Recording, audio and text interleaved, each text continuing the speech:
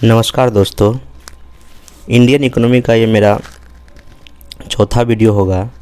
इसके पहले हम इस सीरीज़ में, इकोनॉमी के सीरीज़ में नेशनल इनकम, राष्ट्रीय आय में GDP, GNP, factor cost, market price, ये सब को काफ़ी अच्छे से डिस्कस कर लिया हूँ। फिर हम पढ़ाए थे इसमें आपको पब्लिक फाइनेंस, जिसमें कि सरकार का जितना भी घाटा होता है, बजट घाटा होता है, राजकोषीय घाटा होता है, जितनी भी सरकार की टैक्स होती है, इनडायरेक्ट टैक्स, सब मैं डिस्कस कर लिया हूँ सेकंड वीडियो में। थर्ड वीडियो में हम बैंकिंग एंड मनी को डिस्कस किए थे, जिसमें कि आरबीआई के जितने भी फंक्शन थे वो देख लिया था। फिर repo rate, reverse repo rate, bank rate, CRR, SLR क्या होता है, इस सब को मैंने काफ़ी अच्छे से डिस्कस कर दिया है। जो भी अभी तक मेरा वो तीनों वीडियो पीछे नहीं देखे हैं, प्लेलिस्ट में जाके देख लीजिए, और प्लेलिस्ट का लिंक नीचे दिया हुआ है। क्योंकि जब तक आप उस मेरे तीनों वीडियो को नहीं देखिएगा तो ये जो वीडियो मैं बना रहा हूँ, जो पढ़ा रहा हूँ, ये हो सकता है आपको समझ में ना आवे। अगर आप पहले कभी पढ़े हैं इकोनॉमिक्स तो आपको ये वीडियो समझ आएगा, लेकिन अगर नहीं कभी पढ़े तो एक बार प्लीज़ रिक्वेस्ट है जाकर तीनों वीडियो को देख लीजिएगा। और वीडियो मुश्किल से कोई वीडियो आधा घंटे का है, कोई 20 मिनट का है, कोई 40 मिनट का है, तो बहुत कम समय में कोशिश कर रहा हूँ कि इंडियन इकोनॉमी को भी आपके सामने रिवाइज कर दिया जाए। और पूरा इंडियन इकोनॉमी मान के चलिए कि हम 6 घंटे रिवाइज कर रहे हैं, 6 घंटा। और 6 घंटे अगर इंडियन इकोनॉमी आप दे दीजिएगा, आप मान लीजिए कम से कम जो है ना, अगर इस सेक्शन पर क्वेश्चन 10 या 12 पूछता, तो आप कम से कम 8 क्वेश्चन का जवाब तो देने के लायक रहिएगा। क्योंकि देखिए इस बार पीटी के एग्ज़ाम में 67 बीपीएससी पीटी के एग्ज़ाम में एक एक नंबर बहुत ही मायने रखने वाला है, इसलिए आप किसी भी सेक्शन को छोड़ नहीं सकते हैं। और देखिए समय है, अभी भी 12-13 दिन समय। अगर ये वीडियो फिर आपको देख लेना है, एक बार 2 बार वीडियो देख लेना है। और क्या लगता है 3 घंटा अगर 4 घंटा अगर हमारे वीडियो में दीजिएगा तो आपको 10 नंबर बढ़ भी तो रहा है ना, ये ध्यान रखिएगा। तो मेरा वीडियो देख लीजिए। और बाकी मैं कई सारे विषय का वीडियो बना दिया हूँ, आप प्लेलिस्ट में जाकर चेक कर सकते हैं। और हमें इस चीज़ का पीडीएफ, मतलब कि इंडियन इकोनॉमी का पीडीएफ भी मैं अपने टेलीग्राम चैनल पर शेयर कर दिया हूँ, और इसका भी कर दूंगा। आप हमारे चैनल को ज्वाइन कर लीजिए और वहाँ सारे पीडीएफ का कर लीजिए डाउनलोड करके, उसको एक बार पहले वीडियो देख लीजिए और फिर उस पीडीएफ को बार पढ़ लीजिएगा, आपका तैयारी का हो जाएगा, पूरा हो जाएगा। चलिए आइए हम शुरू करते हैं। आज मुद्रास्फीति या इन्फ्लेशन एक बहुत ही इंपॉर्टेंट टॉपिक है बीपीएससी के पॉइंट ऑफ व्यू से, या अगर इंडियन इकोनॉमी से और अगर कोई क्वेश्चन पूछता है तो आपको लिंक करके इस जो चैप्टर बता रहा हूँ मैं, इसका लिंक करके आप किसी और का जवाब जो है बेहतर ढंग से दे सकते हैं। देखिए इन्फ्लेशन या जो मुद्रास्फीति का जो सिंपल सा क्या मतलब ये होता है कि जो गुड्स है, जो वस्तु है, जो सेवा है, जो सर्विस है, उसके कीमत में वृद्धि हो गया, उसी को हम क्या बोलते हैं, मुद्रास्फीति या इन्फ्लेशन बोलते हैं। इन्फ्लेशन इंग्लिश में क्या बोलते हैं, इन्फ्लेशन। तो मुद्रास्फीति सिंपल सी बात है, वस्तु या सेवा के दाम में वृद्धि हो रहा है। इसका मतलब पता है क्या हो रहा है, इसमें एक कॉन्सेप्ट और भी है। अगर मान लीजिए कि एक पेन है, एक पेन का जो है ना कॉस्ट जो है मान लेते हैं 5 रुपया है, ठीक। अब जो है ना एक पेन का कॉस्ट जो है ना ये बढ़ के हो गया 10 रुपये। मतलब पता है क्या हो गया है, पेन का कीमत बढ़ा, लेकिन जो रुपये का है वैल्यू वो क्या हो गया, घट गया। समझिए, ऐसे समझिए, पहले 5 रुपये में एक पेन आपको मिल जाता था, लेकिन अब क्या हो रहा है, अब 10 रुपया दे रहे हैं तब आपको एक पेन क्या हो रहा है, मिल रहा है।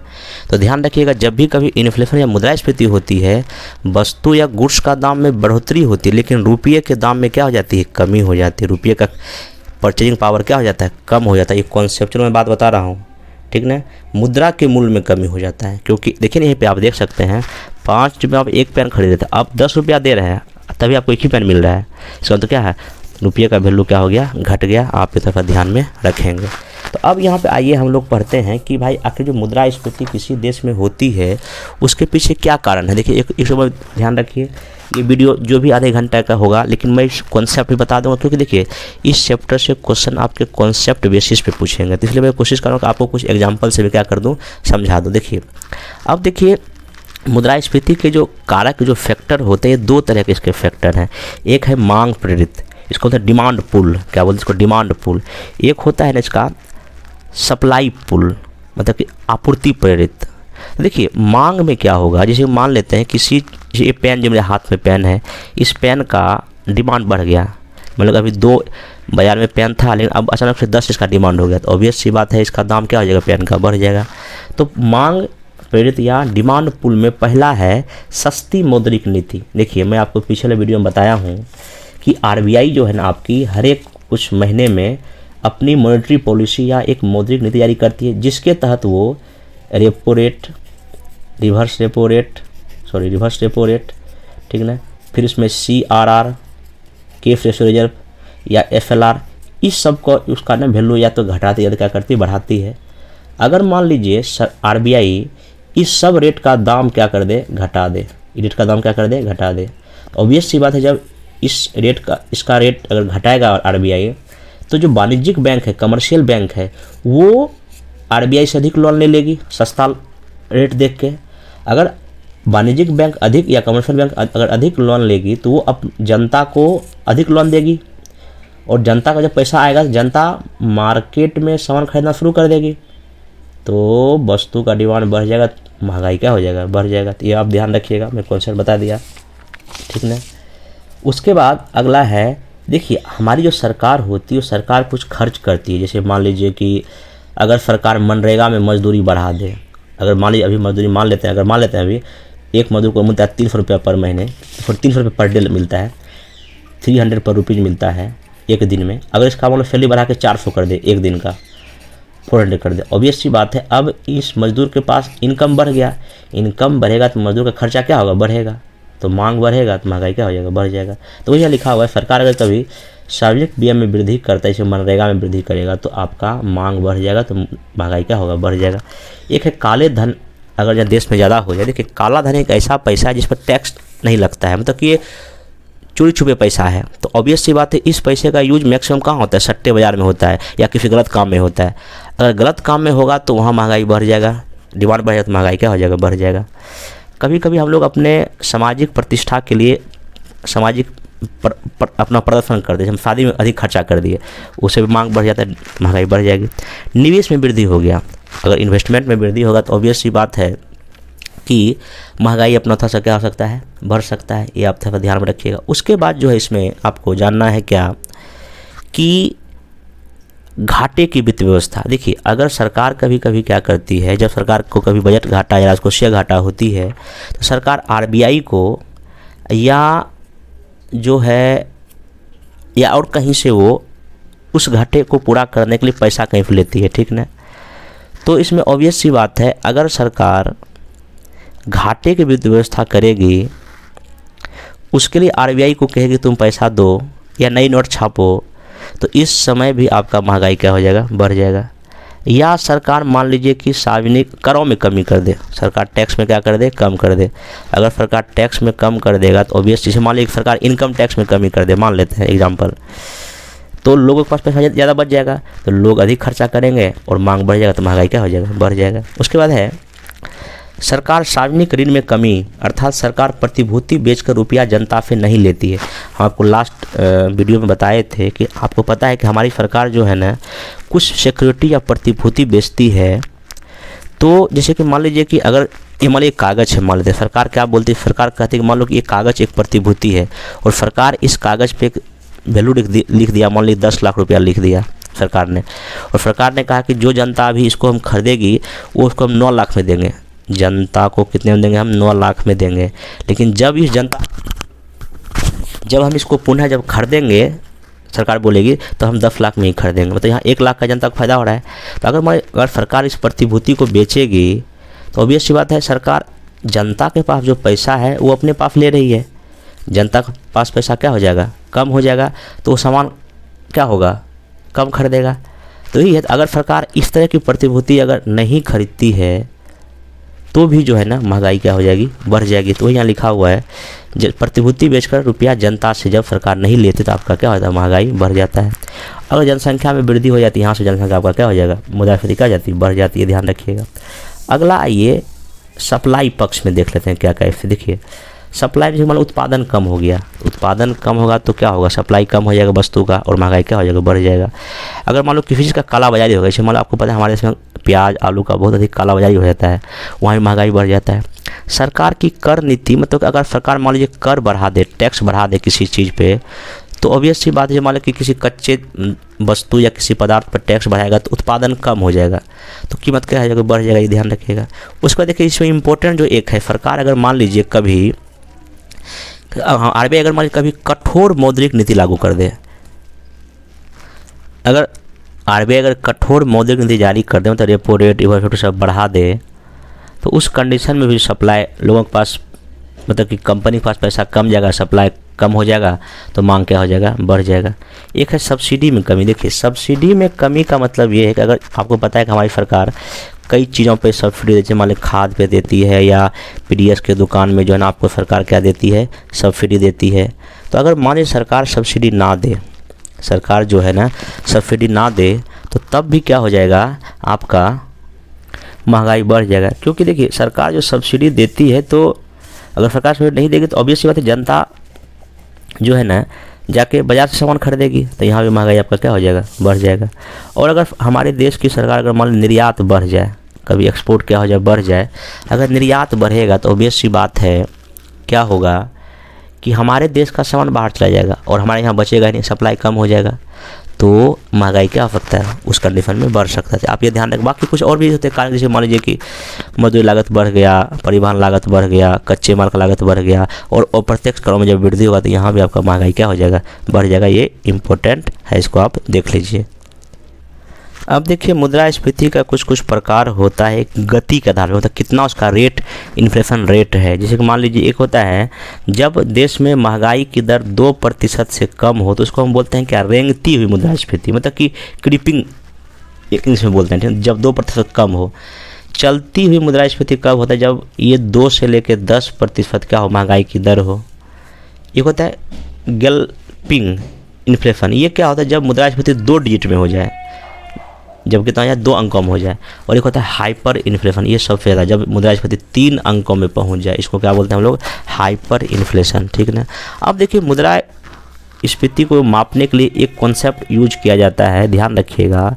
क्वेश्चन कई बार पूछ चुका, यूपीएससी भी क्वेश्चन पूछ चुका है कि कोर मुद्रास्फीति किसे कहते हैं। देखिए कोर इन्फ्लेशन उसको कहते हैं कि यह एक ऐसी विधि है मापने की मुद्रास्फीति जिसमें हम भोजन और ऊर्जा को शामिल नहीं करते हैं। महंगाई हम काउंट कर रहे हैं, देश की कितनी महंगाई हुई, तो उसमें हम भोजन, खाद्य वस्तु और जो एनर्जी, जो बिजली है, उसको हम शामिल नहीं करेंगे। क्यों नहीं करते हैं, क्योंकि भोजन का दाम हमेशा घटते बढ़ते रहता है। तो जब हम इस दोनों को शामिल नहीं करेंगे तो हम बोलेंगे कोर मुद्रास्फीति। और एक होता है हेडलाइन इन्फ्लेशन, जब हम सब कुछ काउंट कर लें, भोजन को भी, ऊर्जा को, सारे चीज़ की महंगाई को अगर काउंट करके अगर महंगाई दर निकालेंगे, उसको हम बोलेंगे हेडलाइन इन्फ्लेशन। ये ध्यान, एक क्वेश्चन पूछेगा कोर क्या होता है और हेडलाइन क्या होता है। एक सबसे मोस्ट इम्पोर्टेंट टर्म आपका है, उसका नाम है स्टैगफ्लेशन। देखिए स्टैगफ्लेशन एक ऐसी स्थिति है जहाँ कीमत बढ़ रहा है, देश में कीमत का बढ़ रहा है, लेकिन आर्थिक विकास नहीं हो रहा है, जीडीपी नहीं बढ़ रही है, तो वो कंडीशन कहलाता है स्टैगफ्लेशन का। या मुद्रास्फीति के साथ आर्थिक विकास कम हो रहा है, या मुद्रास्फीति तो बढ़ रहा है लेकिन बेरोजगारी भी ज़्यादा है, इसको हम क्या बोलते हैं, स्टैगफ्लेशन की कंडीशन बोलते हैं। ये एग्जाम में पूछेगा, तो ध्यान पूछेगा कि स्टैगफ्लेशन में क्या होता है, मुद्रास्फीति भी है और बेरोजगारी भी है, देश में बेरोजगार भी ज़्यादा है, इसको हम क्या बोलते हैं, स्टैगफ्लेशन। एक बहुत इंपॉर्टेंट क्वेश्चन है, पूछ सकता है कि इसका मतलब क्या है, कीमत बढ़ रहा है लेकिन जीडीपी नहीं बढ़ रही है, या मुद्रास्फीति बढ़ रही है लेकिन लोगों को रोजगार नहीं मिल रहा है और बेरोजगार देश में क्या है, ज़्यादा है। तो अब हम यहाँ आते हैं, अगला पढ़ते हैं कि जो मुद्रास्फीति को हम मापने का क्या तरीका है, कितने तरीके से हम मुद्रास्फीति को क्या करेंगे, मापेंगे। और यही मापन से जो आपका क्वेश्चन क्या करता है, पूछता है।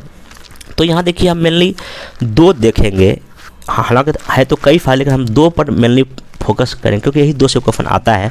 हालांकि मैं आपको थोड़ा थोड़ा सब बता दूंगा, लेकिन 2 आपको मेनली एग्जाम में याद रखना। देखिए एक को हम लोग बोलते हैं क्या, इसमें एक है सबसे पहला जो है होलसेल प्राइस इंडेक्स, इसको बोलते हैं थोक मूल्य सूचकांक, हिंदी में बोल रहा हूँ मैं, थोक मूल्य सूचकांक इसको बोलते हैं, ठीक ना। एक है आपका कंज्यूमर प्राइस इंडेक्स, उपभोक्ता मूल्य सूचकांक। यही 2 मेन है, लेकिन बाकी और भी बताऊंगा अभी। तो ध्यान रखिए, एक है थोक मूल्य सूचकांक, एक है उपभोक्ता मूल्य सूचकांक, और है एक उत्पादक मूल्य सूचकांक प्रोड्यूसर प्राइस इंडेक्स है, एक है खुदरा रिटेल प्राइस इंडेक्स। तो लेकिन हम मेनली इसी दोनों को देखेंगे, होलसेल वाले को और उपभोक्ता मूल्य सूचकांक को ही क्या करेंगे, देखेंगे। तो सबसे पहले आइए हम लोग जो है देख लेते हैं होलसेल मूल्य सूचकांक क्या होता है। देखिए, होलसेल जो प्राइस इंडेक्स है ये जो है ना पहली बार 2008 में अभिजीत सेन समिति की अनुशंसा पर जो है ना ये मासिक आधार पर किया जाता है। जो होलसेल जो है अभी जो है ना मासिक आधार पे जो है ना निकाला जाता है, ये थोड़ा सा बात ध्यान रखेंगे। उसके बाद जो और जो कुछ बातें इसमें जानने की है, तो जो होलसेल प्राइस इंडेक्स है इसको जो है ना मासिक आधार पे जारी किया जाता है, ध्यान रखिएगा। उसके बाद इसको आखिर प्रकाशित करता कौन है, ministry of commerce and industry, Hindi में वाणिज्य व उद्योग मंत्रालय के department of industrial policy and promotion विभाग इसका क्या करता है, जारी करता है, ये आप ध्यान में रखिएगा। उसके बाद देखिए, अभी जो होलसेल प्राइस इंडेक्स पर जो मुद्रास्फीति देश में निकाली जाती है उसका आधार वर्ष क्या है, तो 11-12। आपको पता है कि अगर हमको मुद्रास्फीति निकालना हो तो किसी न किसी को हमको आधार वर्ष लेना पड़ेगा। इसको हम एक एग्जाम्पल से समझ लेते हैं। मान लीजिए, इसको हम लोग एक एग्जाम्पल से समझ लेते हैं। मान लीजिए इस पेन का जो कीमत है 2011 में 11-12 में मान लेते हैं 4 रुपये था, ठीक ना। अब 2022 में इस पेन का कीमत 5 रुपये हो गया, ठीक।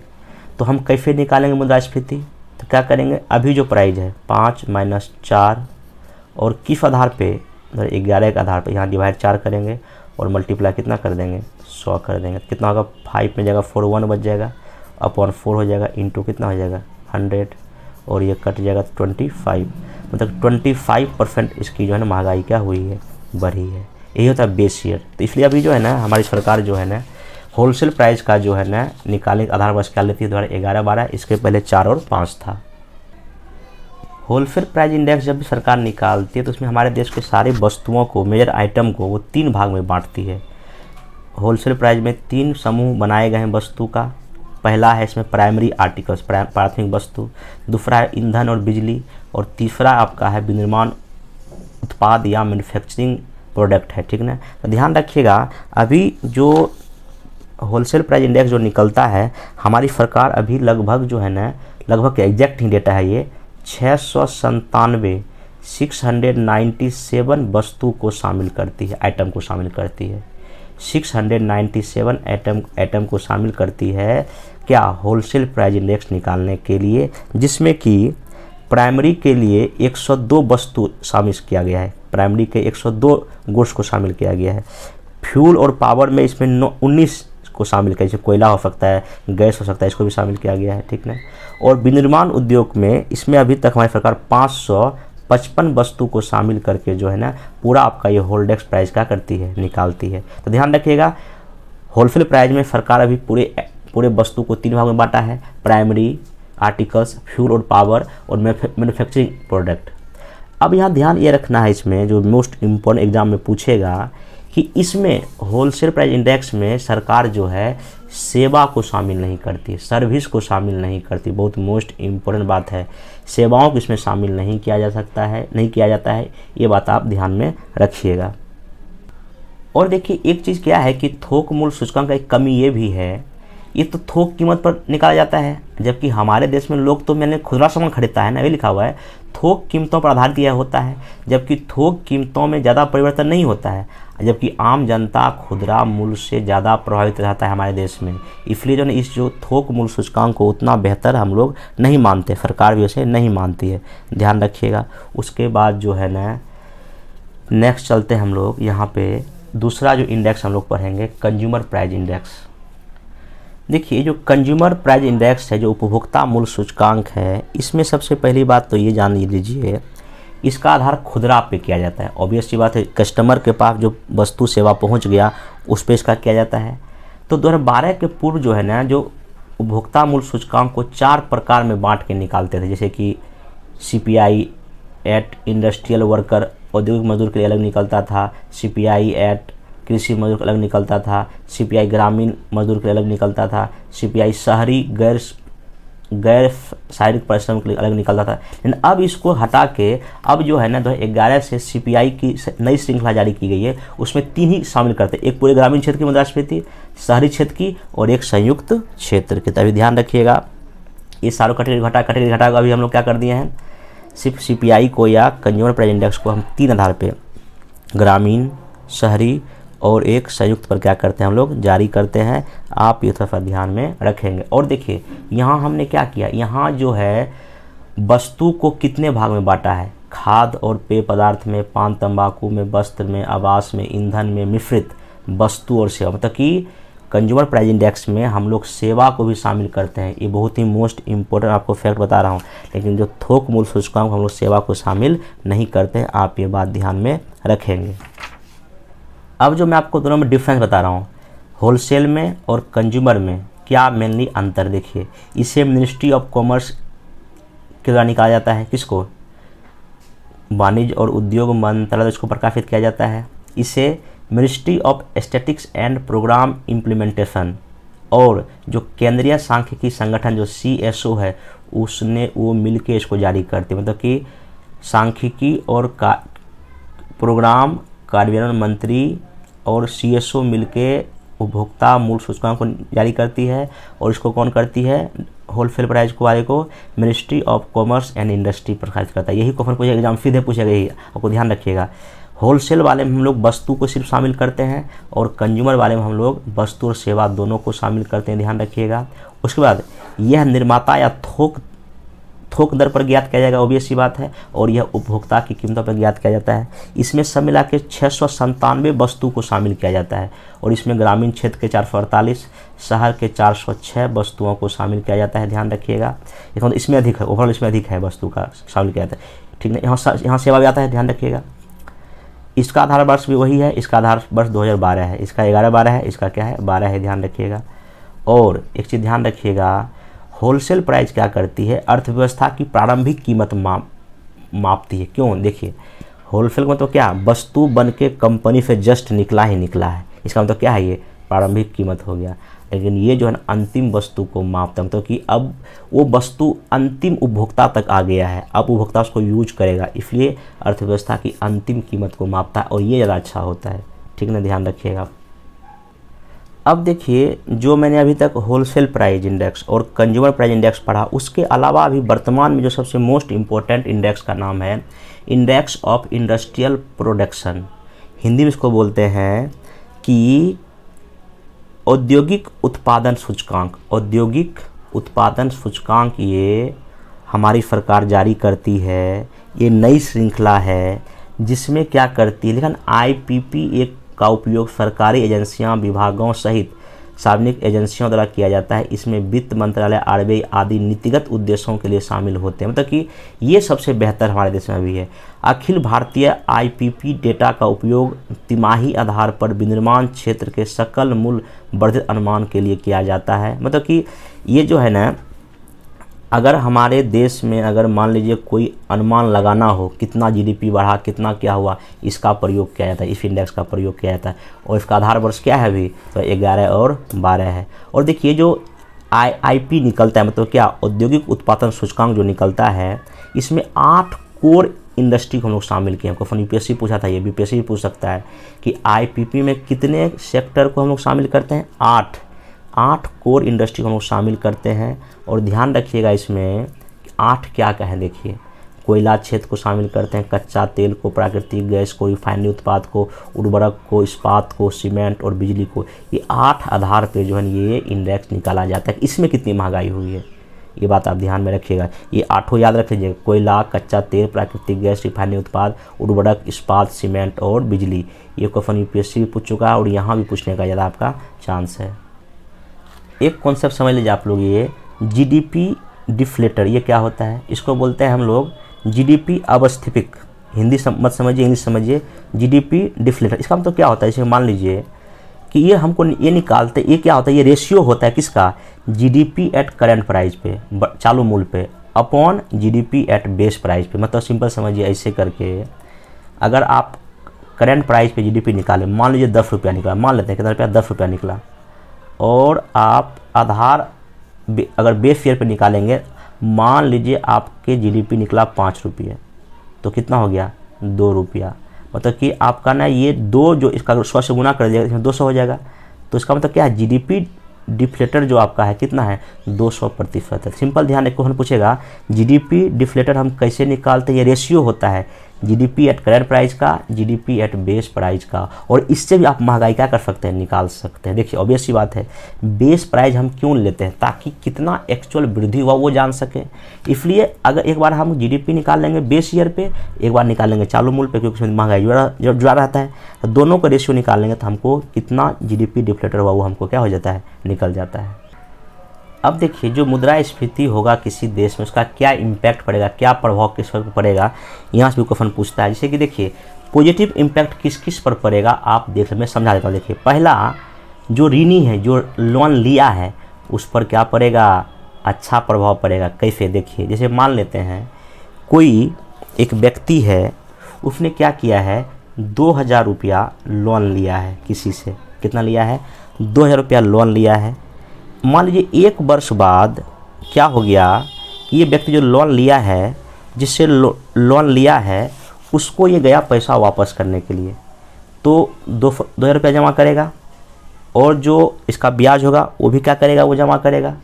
तो आप सिंपल समझिए कि ये 2000 रुपया लिया था लोन, अभी उसको वापस कितना कर रहा है 2000 रुपया कर रहा है, और कुछ ब्याज भी जमा कर रहा है। अब समझिए कि ऑब्वियस सी बात यहाँ ये है कि ये समझिए कि अगर मान लीजिए इस समय अगर गेहूं का दाम 20 रुपया था, 1 केजी का 20 रुपया था, तो इस पैसे से देखिए कितना 1000 केजी आ जाएगा क्या गेहूं, फिर 100 केजी आ जाएगा। लेकिन अब देखिए अब मान लीजिए गेहूं का दाम हो गया कितना 40 रुपया, अब तो मात्र 50 केजी ही गेहूं आ पाएगा। इसलिए ध्यान रखिएगा जब भी कभी मुद्रास्फीति होगा तो जो ऋणी होगा, जो लोन लिया है उसको फ़ायदा होगा, जो दिया है उसको क्या होगा, घाटा होगा, ये ध्यान रखिएगा। उसके बाद जो निवेश करता है, जो निजी कंपनी, उसको फ़ायदा होगा। उसके बाद देखिए जो उद्यमी उद्योगपति को लाभ होगा, किसान को भी लाभ होगा क्योंकि किसान का महंगा बिकेगा, रोजगार वाले को लाभ होगा, बैंक और बीमा वाले को भी लाभ होगा, और कर पर जो है ना टैक्स पर भी जो अच्छा प्रभाव पड़ेगा, क्योंकि महंगाई बढ़ेगा तो टैक्स सरकार को क्या मिलेगा, ज़्यादा सामान ज़्यादा बिकेगा, टैक्स ज़्यादा मिलेगा, ये ध्यान रखिएगा। तो इसको फ़ायदा होता है, बाकी ऋणदाता को क्या होता है, नुकसान होता है। मध्यम वर्ग को तो हानि होगा क्योंकि महंगाई बढ़ने से किसको फ़ायदा हो सकता है, बचत में कमी होगा, ये बात आप ध्यान में रखिएगा। तो ये सब जो है ना एग्जाम में कभी पूछता है किस पर पॉजिटिव इम्पैक्ट पड़ेगा और किस पर जो है ना नेगेटिव इम्पैक्ट पड़ेगा, आप ये थोड़ा ध्यान में रखेंगे। एक बार देखो मैं यहाँ बुक का डेटा दिखा देता हूँ। देखिए यहाँ पे लिखा है मुद्रास्फीति का क्या क्या प्रभाव पड़ेगा। ये दूसरा चीज़ मैं बताऊँगा अभी। देखिए उत्पादक वर्ग लाभ होंगे, व्यापारी लोग भी लाभ होंगे, निश्चित आय वाले व्यक्ति की हानि होगी और निश्चित आय वाले को लाभान्वित होगा, क्योंकि महंगाई के साथ उसका सैलरी भी बढ़ेगा। जो ऋणी है, जो लोन लिया है वो लाभ में होगा, ठीक ना। जो ऋणदाता है वो क्या हानि में होगा, जो लेबर है उसको हानि होगी, उपभोक्ता वाले को, जो स्थिर आय वाले को हानि होगी, जो जिसकी आय वो स्थिर है उसको क्या होगा, लाभ होगा। बचत में कमी होगा, ऋण में, पब्लिक ऋण में वृद्धि होगी, व्यय में भी क्या होगी, महंगाई बढ़ गया वृद्धि होगा, आयात में वृद्धि होगा, और निर्यात में क्या होगा, कमी होगा, क्योंकि महंगाई बढ़ गया तो आपका यहाँ चीज़ें निर्यात में क्या होगा, कमी होगा, क्योंकि लोग कम खरीदेंगे ना। अगर हमारे देश का सामान ज़्यादा महंगा होगा तो ऑब्वियस सी बात है विदेशी लोग हमारे देश का सामान कम खरीदना चाहेगा, निर्यात में कमी आएगी, आयात में क्या होगा, वृद्धि हो जाएगा, विकास में वृद्धि हो जाएगा, रोजगार के अवसरों में अधिक हो जाएगा, आर्थिक विषमता अधिक हो सकता है क्योंकि महंगाई बढ़ने से कुछ लोग गरीब और हो जाएंगे, और बैंकिंग और बीमा क्षेत्र में बेहतर प्रदर्शन होगा। आप ये ध्यान में, ये डेटा याद रखें किसमें लाभ हो रहा है किसमें हानि। अब जो सबसे मोस्ट इम्पोर्टेंट आपका है कि जब कभी मान लीजिए कि मुद्रास्फीति की कंडीशन है, महंगाई है, तो क्या क्या उसके नियंत्रण के लिए क्या क्या उपाय किए जा सकते हैं। देखिए दो तरह का उपाय हो सकता है। एक तो हो सकता है आरबीआई द्वारा जो अपने वो मौद्रिक नीति के तहत करेगा, एक सरकार करेगी राजकोषीय नीति के तहत। ध्यान रखिएगा महंगाई को कंट्रोल दो स्तर पे किया जा सकता है, एक तो आरबीआई के द्वारा, एक सरकार के द्वारा राजकोषीय सुधार या राजकोषीय नीति के द्वारा। जैसे अपने इसको पढ़ते हैं, देखिए आरबीआई क्या करेगी, अगर महंगाई दर ज़्यादा है तो आरबीआई क्या करेगी, CRR, FLR, RR इस सब का दाम बढ़ा देगी। जैसे सबका दाम बढ़ाएगी मार्केट में पैसा कम हो जाएगा, डिमांड जाएगा घट, महंगाई क्या हो जाएगा, कंट्रोल हो जाएगा। तो ध्यान रखिएगा क्वेश्चन पूछता है कि मुद्रास्फीति को कंट्रोल करने के लिए आरबीआई क्या क्या करता है। तो ऑब्वियस सी बात है इस सब का रेट क्या कर देगा, वो बढ़ा देगा, ठीक ना, ध्यान रखिएगा। उसके बाद सरकार क्या करेगी, राजकोषीय जो है ना सुधार के तहत अपना खर्चा सरकार कम कर देगी। जैसे मान लीजिए कि रोड और जैसे कि मनरेगा में खर्चा कम कर देगी, या किसी ऐसे चीज़ में खर्चा सरकार कम कर देगी जहां लगता है कि नहीं इसके अधिक खर्च करने से जो है ना महंगाई बढ़ रहा है, तो सरकार अपना व्यय में कमी कर देगा। सार्वजनिक ऋण में क्या कर देगा, वृद्धि कर देगा। लोगों को मतलब कि क्या करेगा, मतलब सिक्योरिटी बेचेगा ताकि जनता का पैसा क्या करे, अपने पास विड्रॉ कर सके। कर में वृद्धि कर देगा, भाई सरकार इनकम टैक्स बढ़ा देगा, सरकार टैक्स से बढ़ा देगी, लोगों के पास पैसा कम बचेगा, महंगाई कम हो जाएगी। बचत को सरकार प्रोत्साहन देगी, पैसा बचाइए, सेविंग कीजिए। मुद्रा का अति मूल्यन कर देगा, सरकार मुद्रा के दाम को क्या कर देगी, बढ़ा देगी। एमएसपी को स्थिर कर देगी। हाँ, ये सबसे मोस्ट इंपॉर्टेंट। देखिए, अगर सरकार को लगता है कि महंगाई बढ़ रही है तो मिनिमम सपोर्ट प्राइस जो कि हर एक जो फसल के लिए जारी किया जाता है उसको वो सरकार स्थिर रख दे। देखिए, एमएसपी के बढ़ाने से क्या होता है, वस्तु का दाम बढ़ जाता है, खाद्य वस्तु का दाम बढ़ जाता है, तो उससे महंगाई क्या हो जाती है, बढ़ जाती है। तो सरकार अगर एमएसपी ही नहीं बढ़ाए तो ऑब्वियसली होता है महंगाई क्या हो जाएगा, कंट्रोल हो जाएगा। पीडीएस सिस्टम या बफर स्टॉक को मजबूत कर देगी सरकार, ठीक है ना। काले धन पर सरकार रोक लगा दे तो उससे भी क्या होगा, महंगाई बढ़ेगी। क्योंकि आपको क्या पता है, काले धन अधिक होने से एक्स्ट्रा चीज़ों में पैसा अधिक खर्चा हो जाता है, और सरकार एफडीआई को क्या करे, समन्वित कर दे। मतलब कि फॉरेन डायरेक्ट इन्वेस्टमेंट जो आती है सरकार उसको थोड़ा सा क्या करे, कंट्रोल करे, उसको रेगुलेट करे। इससे भी जो आपका जो है ना, इस प्रकार से सरकार मुद्रास्फीति पर क्या कर सकती है, रोक लगा सकते। तो आप यहाँ ध्यान रखिएगा क्या क्या करने से क्या क्या होता है। कौन पूछेगा मुद्रास्फीति को रोकने के लिए सरकार क्या क्या कर सकती है, आप एक पहला, दूसरा, तीसरा और ये चौथा, पाँचवा, ये सब मैंने याद रखे, बाकी इधर नहीं रखे तो कुछ चलेगा, ठीक ना। तो ये आपका कुछ बेसिक कॉन्सेप्ट हो गया, ठीक ना। इसको आप जो है ना ध्यान में रख सकते हैं। इसको एक बार फिर समझ लीजिए। देखिए, ये मुद्रा का अति मूल्य, मतलब कि मुद्रा के दाम को सरकार क्या कर देगी, भैया बढ़ा देगी, तो हमारे देश से क्या होगा, निर्यात कम हो जाएगा, एक्सपोर्ट। देखिए, रुपये का कीमत बढ़ेगा मतलब क्या है, मेरे पैसे का वैल्यू बढ़ जाएगा। तो वैल्यू पैसे का बढ़ेगा तो ऑब्वियस सी बात है हमारे देश में निर्यात कम हो जाएगा। तो निर्यात जब कम होगा तो यहाँ महंगाई का होता है, कंट्रोल हो सकता है। तो ये आप थोड़ा ध्यान में रखिएगा कि जो क्या क्या जो है मुद्रास्फीति को रोकने के लिए किया जाता है। तो ये आपका बेसिक इसमें कॉन्सेप्ट था, मैंने आपको बता दिया। आप एक बार इसको देख लेंगे, ठीक ना। बाकी मैं जो है ना और इस पर वीडियो लाऊँगा, एक या दो, जिसमें आप उसके साइड डिस्कस, मैं 6 पॉइंट को क्या कर दूंगा, कवर कर दूंगा। फिर इसी में एक टर्म हम देख लेते हैं, एक होता है मुद्रा संकुचन या मुद्रा विस्फीति, डिफ्लेशन। देखिए, इन्फ्लेशन में तो क्या होता है कि वस्तु का कीमत बढ़ना और मुद्रा की कीमत क्या हुआ, घटना। लेकिन जब मुद्रा संकुचन होता है, देखिए इसमें क्या होता है, मुद्रा संकुचन वह स्थिति है जिसमें मुद्रा का मूल्य बढ़ जाता है, अब वस्तु का मूल्य क्या होता है, घट जाता है। ये ध्यान रखिएगा, ये उल्टा होता है। मुद्रास्फीति का जस्ट ये क्या होता है, उल्टा होता है। वहाँ वस्तु कीमत बढ़ता है, यहाँ वस्तु का दाम घटता है, वहाँ पे मुद्रा का दाम घटता है, यहाँ पे मुद्रा का दाम क्या होता है, बढ़ता है। ये खाली डेटा याद रखिएगा, बाकी इसमें एग्जाम में डिटेल्स में नहीं पूछेगा। इसमें एक और हम टर्म देख लेते हैं, एक होता है मुद्रा का अवमूल्यन, डिवैल्यूएशन ऑफ करेंसी। देखिए, इसका मतलब क्या होता है, जब कोई देश की सरकार, जब किसी देश की सरकार अपने देश की मुद्रा के मूल्य को अन्य देशों की मुद्रा के मूल्य की अपेक्षा जानबूझकर क्या कर दे, कम कर दे, तो मुद्रा का क्या होता है, अवमूल्यन होता है। इसका उद्देश्य क्या होता है, भुगतान तंत्र को अनुकूल बनाना, आयात को कम करना और निर्यात में वृद्धि करना। अभी तक हमारे देश में 3 बार मुद्रा का अवमूल्यन हो चुका है, एक बार 1949 में, एक 1966 में, एक 1991 में। देखिए, मुद्रा का अवमूल्यन पर सिंपल समझिए ये है कि हम अपने पैसे का दाम जानबूझकर क्या कर रहे हैं, घटा ले रहे हैं। जैसे मान लीजिए कि अभी जो है ना हमारे देश में, इसको सिंपल समझिए, मैं भी मान लेते हैं कि अभी 80 रुपया में मान लेते हैं अभी आता है $1। कितना आता है, $1। मतलब 80 रुपया देंगे हमको कितना मिलेगा, $1 मिलेगा। अब हमारी सरकार का कहना नहीं, अब हम क्या करेंगे, अपने रुपये का दाम घटा के अब हम क्या करेंगे, 90 रुपया में ही जो है ना, हम 90 रुपया में अब $1 हम क्या करेंगे, देंगे। देखिए, अगर कोई विदेशी आदमी अगर हमारे यहाँ व्यापार करने आएगा, $1 में वो कितना उसको मिलेगा, 80 रुपया, तो 80 रुपये का सामान खरीदेगा। लेकिन अब क्या हो रहा है, अब $1 दे के हमारे देश में उसको 90 रुपया मिल रहा है। इसका मतलब क्या हुआ, अब वो है ना $1 में हमारे देश से अधिक वस्तु खरीद लेगा, यहाँ कम खरीद रहा था। इस कंडीशन में क्या होगा, मुद्रा का अगर हम दाम घटा देंगे, हमारे देश का निर्यात काफ़ी बढ़ जाएगा, क्योंकि यहाँ वस्तु सस्ता हो गया। मतलब कि $1 दे के अब आदमी 90 रुपये उसको मिल रहा है, और 90 रुपया में 80 रुपये के कंपेयर में वह अधिक वस्तु खरीद लेगा ना, इसलिए हमारे देश का निर्यात क्या हो जाएगा, बढ़ जाएगा, आयात कम हो जाएगा, और हमारे देश का जो बैलेंस ऑफ पेमेंट है, जो भुगतान संतुलन जो है, वो भी क्या हो जाएगा, अच्छा हो जाएगा। ये आप ध्यान में रखिएगा। तो ये जो है ना, इसको हालांकि मैं इसको और डिटेल में पढ़ाऊँगा, जब मैं बैलेंस ऑफ पेमेंट पढ़ाऊँगा तो उसमें अच्छे से पढ़ाऊँगा, लेकिन आप थोड़ा सा इसको जान लीजिए कि क्योंकि ये इसी का क्या था, टॉपिक था। एक और डेटा ध्यान रखिएगा कि हमारे देश में आया था डीमोनेटाइजेशन हुआ था, विमुद्रीकरण हुआ था कब, 8 नवंबर 2016 को हुआ था, जहां 500 और 1000 के नोट को क्या कर दिया गया था, प्रचलन से बाहर कर दिया था। आप ये भी डेटा याद रखेंगे, कब हुआ था, क्या हुआ था, क्योंकि क्वेश्चन पेपर से पता नहीं क्या पूछ दे। तो इस प्रकार से आपका मुद्रास्फीति टॉपिक खत्म हो गया। इसका PDF मैं डाल दूंगा अपने टेलीग्राम चैनल पर, उसको डाउनलोड कर लीजिएगा।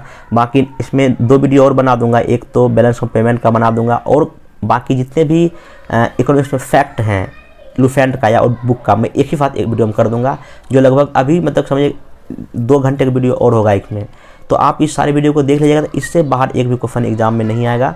बस आपको खाली देख लेना है। जहाँ अगर समझने में कोई दिक्कत होगा तो हमको आप पर्सनली कोई मैसेज कर सकते हैं, हम उसको ना कुछ और चीज़ें भेज के उसको क्या कर देंगे, डिस्कस करके उसका समस्या क्या कर देंगे, हम समाधान कर देंगे। लेकिन आप लोग वीडियो को देख के ही जो है ना अपनी समस्या को समाधान कीजिए, और इसको वीडियो देख लीजिए, अब याद कर लीजिए। ठीक है, कुछ समझने के लिए समझ ले, लेकिन आप कुछ याद करके उसको एग्जाम में जाइए और वहाँ पे ऑप्शन आएगा, उसको टिक कर दीजिएगा। ठीक है, तो हम मिलते हैं अगले वीडियो में, तब तक के लिए धन्यवाद।